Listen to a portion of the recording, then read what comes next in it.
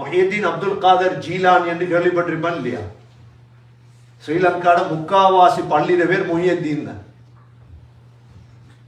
கொழும்புலேயும் முஹியத்தீன் பள்ளி, கண்டிலே முஹியத்தீன் பள்ளி, ஜஃப்னாலே முஹியத்தீன் பள்ளி, கல்முன பள்ளி முஹியத்தீன் தான், சாய்ந்தமருது ஜும்மா பள்ளி, எல்லா பள்ளியும் முஹியத்தீன். எந்த முஹியத்தீன் வந்துச்சு?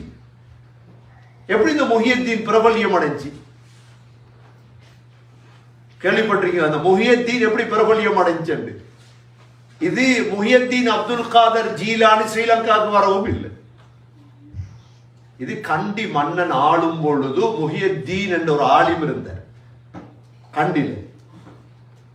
அந்த நேரம் கண்டி மகன், அந்த அரசனுடைய மகன் நோயாளி ஆயிட்டார். எல்லா மருந்தும் செஞ்சு பார்த்தாரு, சோமாவது இல்லை. அப்ப அந்த ஆலி முஹியத்தீனை கூப்பிட்டு வந்து என் மகனுக்கு ஏதாவது வைத்தியம் செய்யுங்க பொழுது நான் சொன்னனே, வலி அவுலியா முகர்ரமுடைய பெருமதி அதுதான். அவரு சூரா ஃபாத்திஹா போன்ற சூறாக்களை ஓதினாரு, பிள்ளைக்கு சோமாயிடுச்சு. என் அல்லாஹ் கொடுப்பன்னு சொல்லி இருக்கிறார், முகர்ரமான சார். இப்ப உடனே கண்டி மன்னன் ஸ்ரீலங்கால இருக்கிற முழு பள்ளிக்கு உத்தரவிட்டார். என்ன? எல்லா பள்ளியிட பேரையும் மாத்தணும் முஹியத்தீன் பள்ளி. அதுலதான் வந்தது முஹியத்தீன் பள்ளி. அதுலதான் முஹியத்தீன் பள்ளின்னு வந்த ஸ்ரீலங்காட முக்காவாசி பள்ளி வாசலுக்கு. கண்ணியமிக்க சகோதரர்கள், எங்களுக்கும் ஆகலாம்.